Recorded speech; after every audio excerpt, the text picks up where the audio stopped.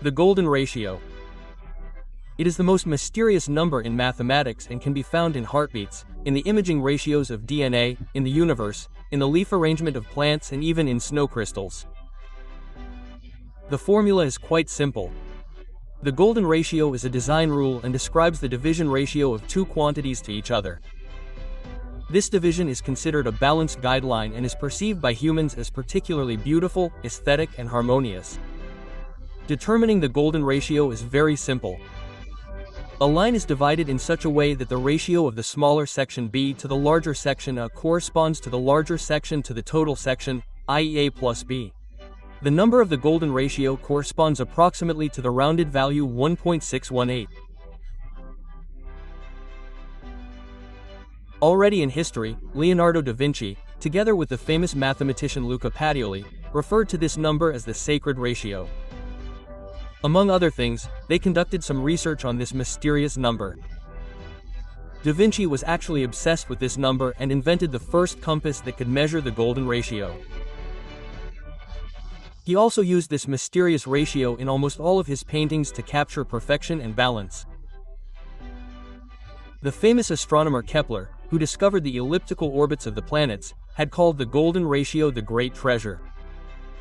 He tried to explain the structure of the solar system with the help of the golden ratio. According to him, all living beings and objects that possess distinctiveness and beauty were created within the system with a certain flexibility to achieve diversity, with the golden ratio serving as the main design principle. The golden ratio corresponds to a design that has been formed in the face and body of the most beautiful living beings, in the semi-transparent layers of light, in the phyllotaxis of all plants, and in the countless places in the universe. Even in infamous structures, such as the Egyptian pyramids, the golden ratio can be found. The golden ratio is found almost everywhere. Professor Paul Davies of the University of Adelaide discovered in 1989 that the thermodynamics of rotating black holes in the universe are related to the golden ratio. The existence of the golden ratio in art and science can be seen in thousands of books and in thousands of scientific articles published in prestigious journals. Televisions, credit cards, and many architectural and industrial objects designed with the 16:9 ratio are in fact constructed according to the golden ratio, because to the human eye, the golden ratio appears most harmonious. After 25 years of research, the world-famous plastic surgeon Stephen Markout was able to prove with a great experiment that human bodies and faces designed according to the golden ratio are, without exception, described by everyone as beautiful and perfectly arranged. This mysterious number contains the dimensions that are integrated into our nature. This number is the path to beauty and aesthetics.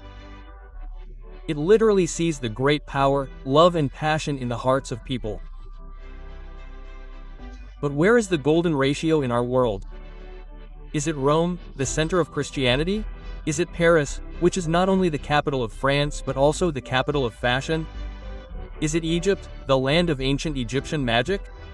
Is it New York, one of the largest metropolises?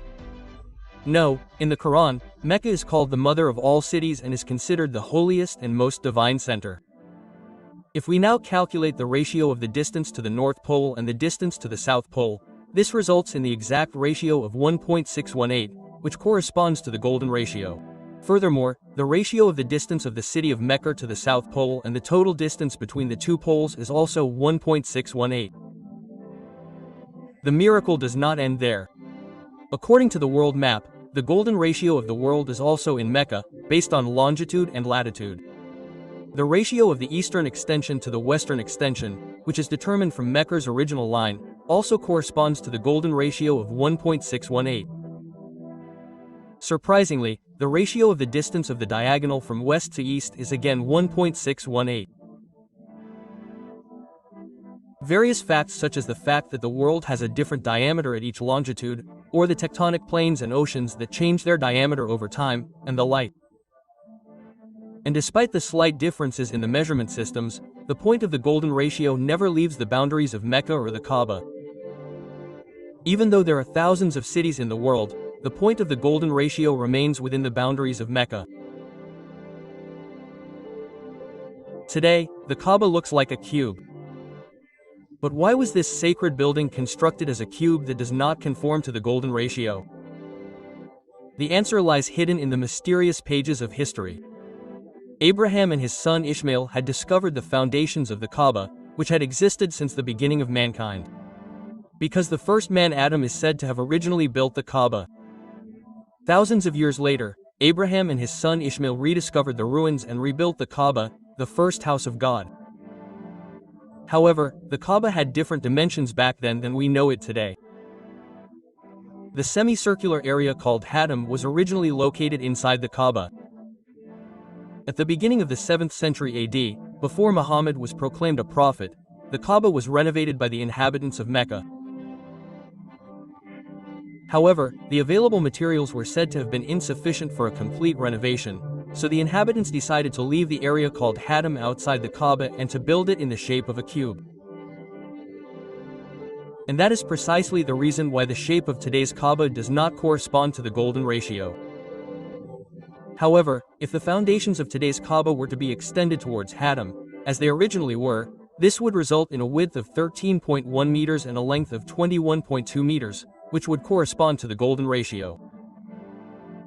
According to traditions, which the scholar Ezraki also adhered to, the dimensions of the walls of the building at the time of Abraham were said to have been 32 zurs to 20 zurs.